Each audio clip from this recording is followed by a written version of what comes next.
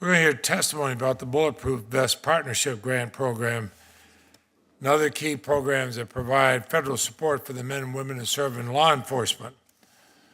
I joined to introduce and pass the original Bulletproof Vest Program in 1998.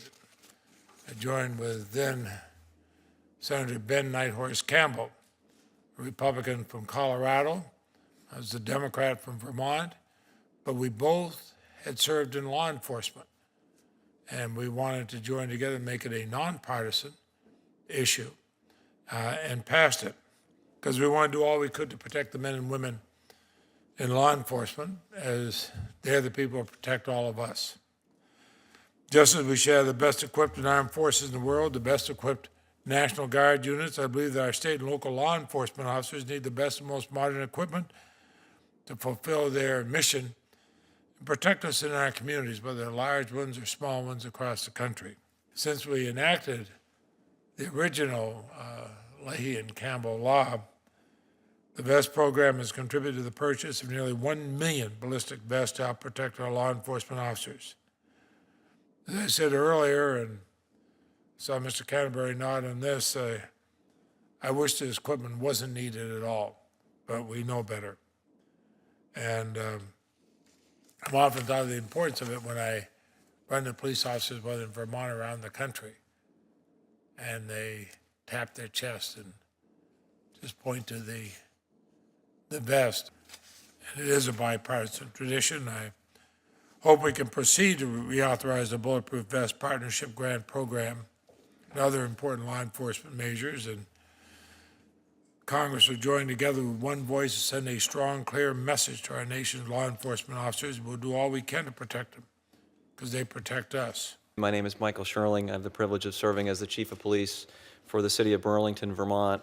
Each day in the United States, law enforcement officers are thrust into a myriad of situations in which, despite their best efforts and skill, they lack full control of the events as they unfold, and from time to time, with increasing frequency, are seriously injured or killed. In the roughly 1 million encounters they have each day, officers face far more complex and unpredictable scenarios than we could have imagined even 10 years ago.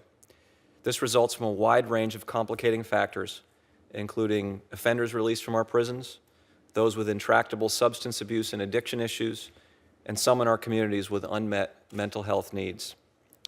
Last year was a tragic one for law enforcement in the United States. For the first time, the number of officers killed by gunfire exceeded the number killed in traffic crashes.